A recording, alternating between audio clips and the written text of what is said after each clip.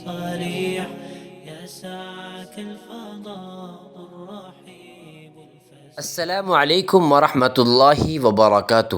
Radio HRDF میں آپ کا استقبال ہے۔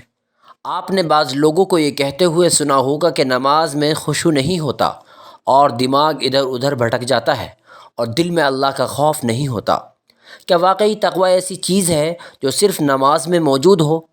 دن کے 24 گھنٹوں میں تقریباً ہمیں 25 منٹ نماز میں گزارنے کی ضرورت پڑتی ہے، باقی 23.5 گھنٹے زندگی کے مختلف امور میں گزارنا پڑتا ہے۔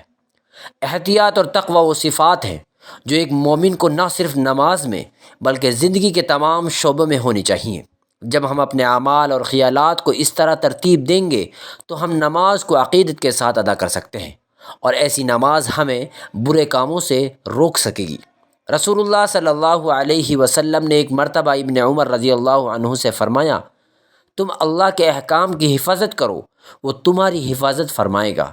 تم اللہ کے حقوق کا خیال رکھو، اسے تم اپنے سامنے پاؤ گے۔ ہمیں زندگی کے تمام شعبوں میں اللہ سے ڈرنا چاہیے۔ آئیے جائزہ لیں کہ ہمارے اعمال اللہ کے موافق ہیں یا نہیں۔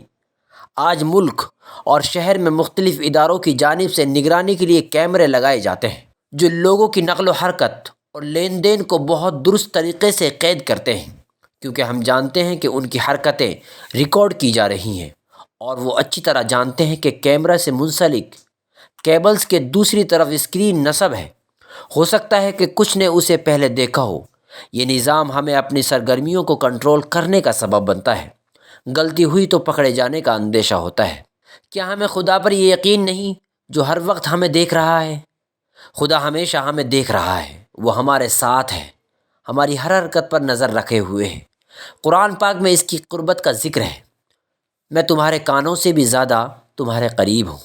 وہ بتاتا ہے کہ میں جانتا ہوں کہ آنکھیں کیا دیکھتی ہیں اور دل میں کیا چھپا رکھا ہے۔ اس نے ہمارے تمام اعمال کو درست طریقے سے ریکارڈ کرنے کے لیے وفادار فرشتوں کو مقرر کیا ہے۔ ہمارا ہر عمل ریکارڈ کیا جا رہا ہے۔ قرآن اور رسول کے الفاظ نے ہمیں ان معاملات پر واضح تنبیہ کی ہے۔ کیا ہم اب بھی اپنی سرگرمیوں کو اس کے مطابق بنانے کی صلاحیت رکھتے ہیں؟ اگر جواب ہاں میں ہے تو ہم نہ صرف نماز میں بلکہ زندگی بھر اللہ کی تعظیم اور تقوی کے ساتھ گزار سکتے ہیں۔ بصورت دیگر ہمیں ضروری اصلاحات اور تبدیلیاں کرنے کے لیے تیار رہنا چاہیے۔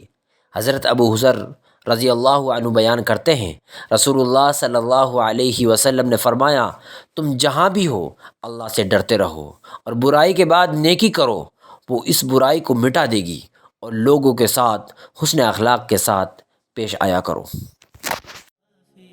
الصريح يسعك الفضاء